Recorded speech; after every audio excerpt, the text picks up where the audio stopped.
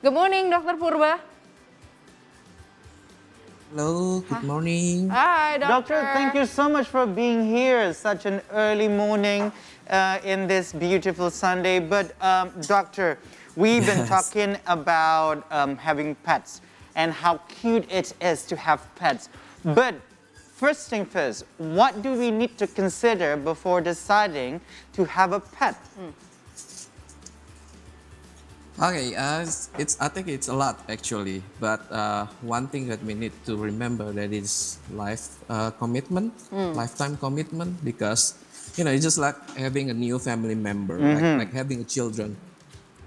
It's a living thing that will very dependent to us. Yeah. Yes, and then at least we need to consider some things like which animal that we might to know and suitable for us, like what kind of animals, and then and we need to know the character, the daily basic, the behavior. Is it sweet for us? Is it what is it? What they eat, like how many they eat for a day, and what kind of food that we need to prepare, and then do we have space? Do the animal need space, and also if the animals need to exercise, do we have time to share the connection, like doing the playing stuff and Yeah. exercise, and then also it's not just we the one that have the commitment, but probably the rest of the family member, other peoples in your house. Do they commit also to taking care of this new member?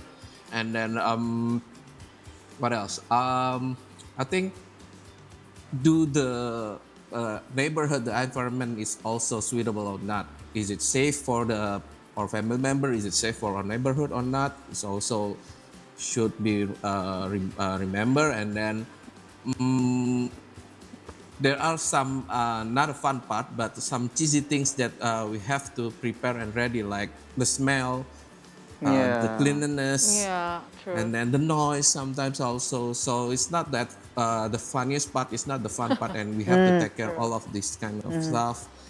And they can be sick also, so we have to be aware that when they are getting stressed, Yeah. sick, and then we have to know whether we have a vet service around, and if we have prepared to bring it to the vet regularly. So yes, it's a bit complicated, and it needs to be prepared and considered, at least like financial, Yeah. times, energy, and of course love, because True. we adding a new member of a family. Okay. Aside, So aside Yeah. that it's that's a huge responsibility, it's also the matter of commitment. Of course. So, like what doctor just said, Hans, and I couldn't agree more, because it needs a long and a lot of responsibility to have a new member in our family, in our house, in to welcome them in our home. Because it's a living thing. Exactly, it's a living thing, it's a creature as well. So, but sometimes we are facing, or we are witnessing the family who have a children who loves cats, who loves to have a dog. But we know, child a child cannot take care of the Yeah, pet yeah, yeah. very, very well. Can you explain, Doc, why do some people or a person may decide to keep a pet without consideration to whether they need it or not, just because of they are very cute, they're very sweet. Yes. I just want to take them at home. I just want to keep it for myself, but without any consideration to take care for a long time. Like the needs of the animal. per se. Exactly. yes, it's happened a lot. I think some of these people probably unaware and realize, and they don't realize that uh, having pet is not a primary needs for us human. So it's like True. a tertiary True. needs. So um, they have to set is primary needs first, and then also things that making worse is just like in the social life, there's lifestyle, social trends, social status, pride. It's easily can drive people to do this illogical thing, without consideration or even the consequence. And it's just like I think these people is just sort of another form of FOMO, fear of missing out. Yeah, So yeah, they just FOMO. trying to stay relate, but didn't consider this kind of stuff that they have to prepare. And also, most of the time, these people, just think to having a pet is just another property in your house, not you Yeah. family member. Oh, So yeah, true. I think that's the problem. Ah, But what you stated earlier about the symbol of status, that's interesting because we saw some people are actually having, exotic animals as pets. We saw tigers, Yeah. lions, I mean big cats. Not considered as a pet. Even peacock, yeah. macaws. I mean, thanks to social media platforms influencing and encouraging it. But what is the limitation of what kind of exotic animals that we might be able to take as pet and the ones who are not? What is the limitation over there, doctor? Okay, yeah, it's a gray area actually because exotic animals just defined as an unusual animal to be kept as a pet. Yeah. So in Indonesia regulation sometimes it's also there's a loophole in the regulation. So only straight to say those that cannot be keep as a pet is the protected species, the endangered species, but there's no even board line and detail about it. So it's just a gray area. But I think keeping animal, the most important thing is to know about the animal welfare, and then to know is it like the one that I said it earlier, is it safe for us? And yeah, because wild animal can be dangerous, right? Yeah, true. So the limitation is a bit a gray area, but also in some regulation they just state like there are some species, there are some animal that are forbidden to be kept as a pet, Yes. and the other is just like maybe it's back to our self common sense about it. So yeah. Like, what are the possible risks for having exotic animals as pets? I think it's many because one, when we keeping one animal as a pet, it's there's a cruelty behind of that because Yeah. most of the time this animal was widely caught. So there's a process of cruelty, like they were shot, they were trapped, Yeah. snared, I and see. many things. Sometimes in primate, like they were taken from their parents since a baby, and the parents usually being killed. So it's a horrible actually. Yeah. And then when we keeping this wildlife as a pet, and it's just another endorsing this wildlife illegal wildlife, right? So and when we keep doing this, it just make the cycle work. In And balance. suddenly, maybe in the habitat, the wild animal will be always be taken, and then they gotta True. extinct soon. Yeah. And it's gonna disturb the ecosystem balance. Yes. So maybe we've just seen news before, like the climate change, and natural disaster. Yeah. It's have a related to this kind of activity and behavior. And another one, because the animal is stressed, and they are prone to be sick, infected by a disease, and can spread the disease to us Okay. also. Yes. This is because so- it's most is zoonotic. Because it's interesting, doctor, as you mentioned earlier about the why people are, there is a pet. There's an animal can be a pet to take care of that you can keep Domestic pets. in house. Yeah. But some animals are not to be in house inside the house or to be kept because they live in a wildlife, because they live in nature and everything. It's not about the possible risk that doctor just mentioned, but also the risks about the disease. Probably can transmit it to animal to humans, and so we are introduced by this called zoonosis. Yeah. Doctor, can you explain more about zoonosis? What is actually zoonosis? Yeah. Zoonosis is an infectious disease that naturally transmitted from animal to human or vice versa.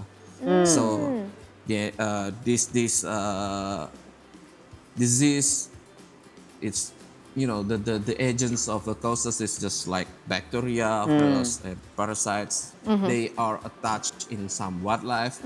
Before, they just live in the jungle, far from us, and then now, with the deforestation and stuff, then we also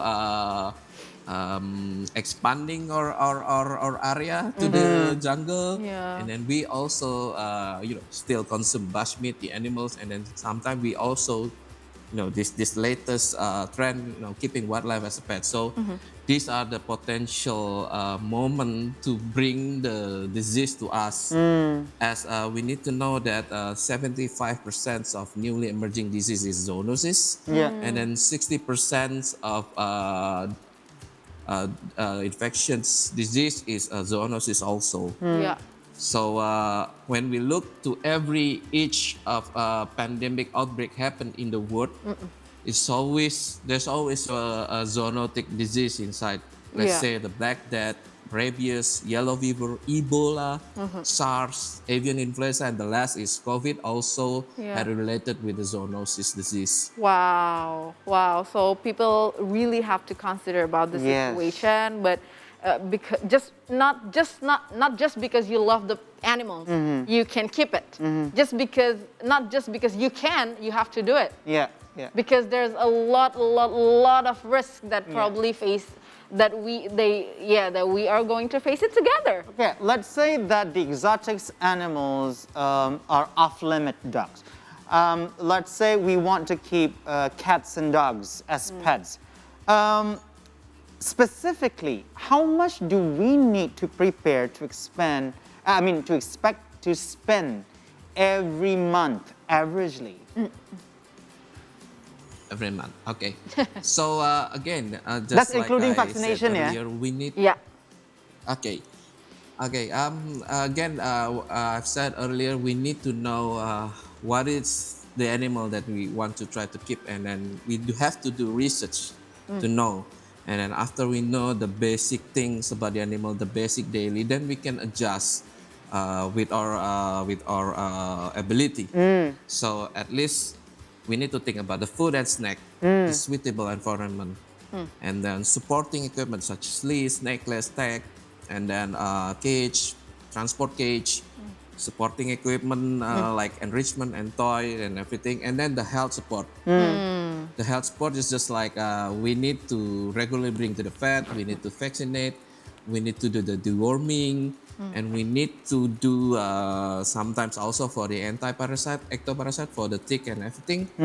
So it can cause I think it's a little bit harder to count it by months, but for a year, at least for only the healthcare, it takes start like 1 million rupiahs.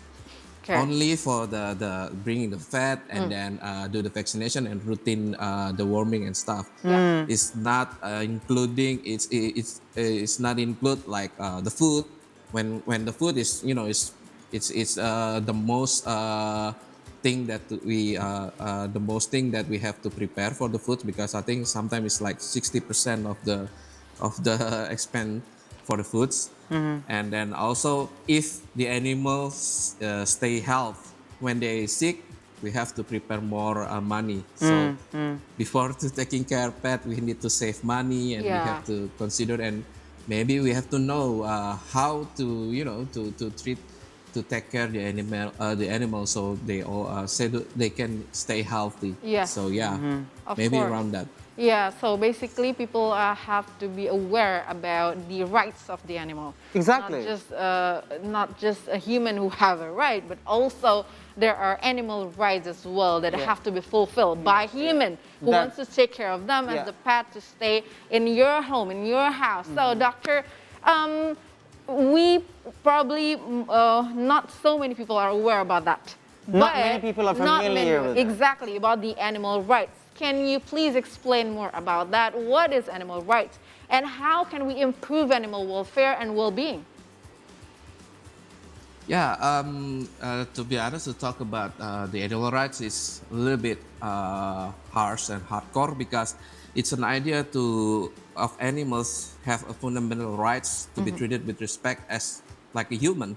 So they have rights to live, they have a liberty, they have freedom. And then will be difficult for us when we still consuming animals and then its products. So there's another concept which named animal welfare proposed, uh, to just to provide these needs of the animal. Okay, seems like we have a, That we need to provide to animals around us or even the animals that we own, which is they have to be freedom from hunger and thirst, and Yeah. like freedom from discomfort, Right. freedom from pain and injury and disease, freedom to be express normal behavior, freedom from fear and distress. So through this animal welfare fulfillment, I think the animal will live better, especially the one that we own. Right. So this is something that we need to pay attention on before we take any domestic animals as pets. Remember, domestic animals, not exotic animals, because they belong in the wild, people. And doctor, probably one last question. This is a question that has been hanging in my head for quite a long time when it comes to veterinarian. Doc, as a vet, is there any animal that you are afraid of? Me, actually, yes. I have a phobia with a frog, so whenever I see frog, I have to stay away. I'm keeping my distance, and, which is funny because I sometimes treat wild animal like snakes. Yeah. But, the frog is a lot friendlier and then safe. So yeah, but okay. Well, now it is answered. Of course, that's because normal. Not every veterinarian are not afraid of, any animals. Exactly. So, Dr. Purba here. Correct. Thank you so much, doctor, for give us explanation. Thank you. Now we are more aware about welcome. the rights of the animal. Thank you so much, doctor. Have a good day to you. Have a happy Sunday. Bye.